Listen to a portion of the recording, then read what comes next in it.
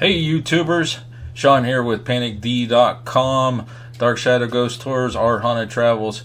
We got another video for you. You've heard of the three ghosts of Christmas. What was it? Christmas past, future, present. I don't know, Marianne's not here to correct me on this. But we got some great ghost hauntings that happen at Christmas time for castles and halls coming up. We got 10 of them for you, so here we go.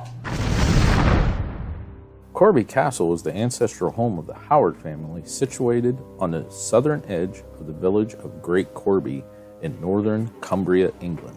Legend has it that on each Christmas day, an apparition called Radiant Boy flits along the corridors of the castle and stands by the bedsides of people sleeping in the bedrooms. Cortachy Castle is a mansion house in Cortachy, Angus, Scotland. The present building dates back from the 15th century, preceded by an earlier structure that was owned by the Earl of Strathern.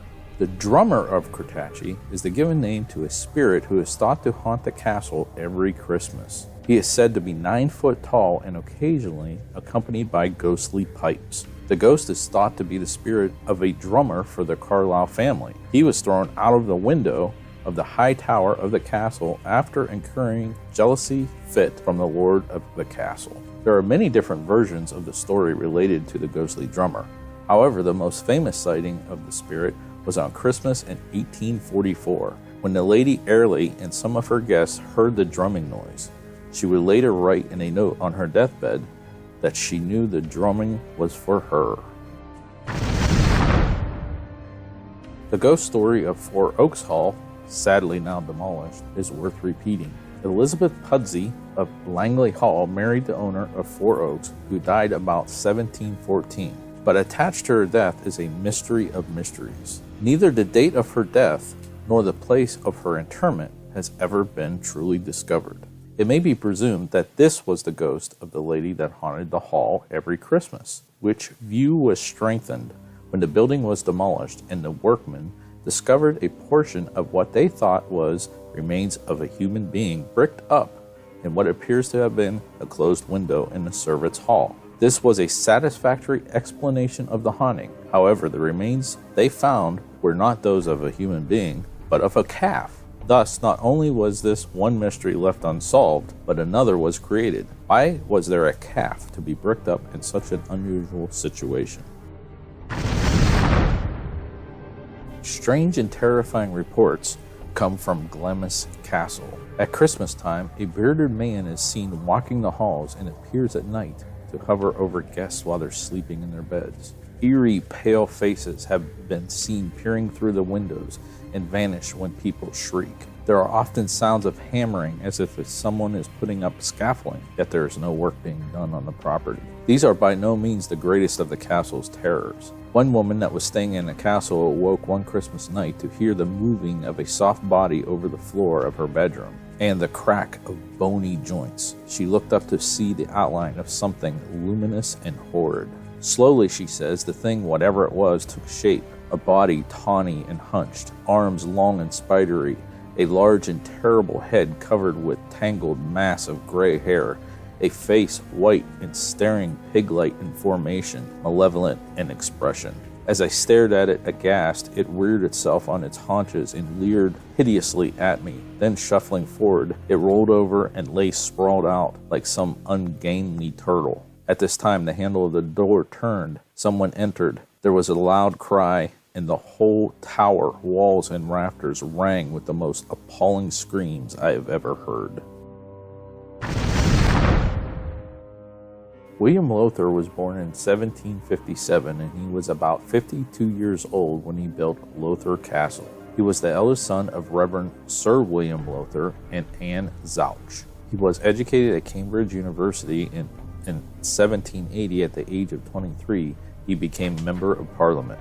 Late at night on Christmas Eve, Lord Lonsdale's shadow may be seen furiously driving his 6-horse coach in the grounds of Lowther Castle, as if he was in a rush to get some location and was running behind.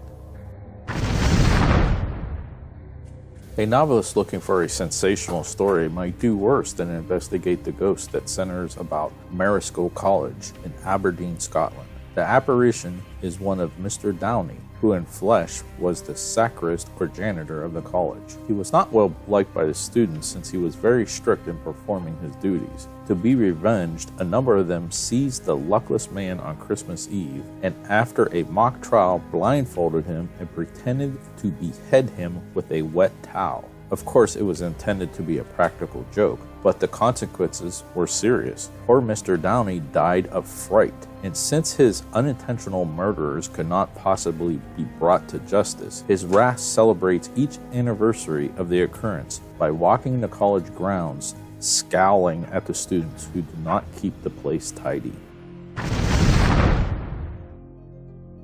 Newstead Abbey, the ancient home of the Byrons, is credited with a galaxy of ghosts who appear at Christmas time. Among them is the sister of the 5th Lord Byron, who has been seen again and again taking spectral rides with her brother on dark and stormy nights, vainly imploring him to forgive her, and the goblin friar who takes his nightly walks in the halls.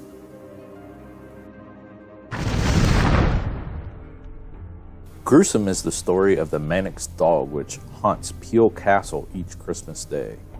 This is a dreadful apparition of a misshapen hound, pure white about the body with red carnivorous jaws.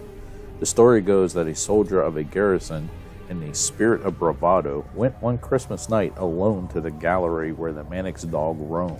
He returned a gibbering idiot and died the next day. Tamworth Castle is the possessor of 2 ghosts who never fail to appear at Christmas. A lady in white who promenades the terrace arrayed in glistening robes which shimmer in the moonlight, and a black-robed lady who haunts the ancient staircase leading from the royal bedchamber to the tower. A remarkable ghost story is that of a spectre horseman of Wyecollar Hall, another manor house that now lies ruined. The apparition is supposed to be the ghost of a man who in years gone by is said to have murdered his wife. Once a year at Christmas time, he revisits the scene of the tragedy. He is attired in the costume of the early Stuart period. On the evening of his visit, weather is always wild and tempestuous. There is no moon to light the lonely roads, and residents of the district do not venture out of their cottages. When the wind howls its loudest, the horseman can be heard dashing up the road at full speed. After crossing the narrow bridge, he stops at the door of the Wyecollar Hall. He dismounts and makes his way up the broad oak stairs into one of the rooms of the house. Dreadful screams are heard, which soon subsides into groans. The ghostly horseman then makes his appearance at the door, remounts his steed, and gallops off up the road by which he came.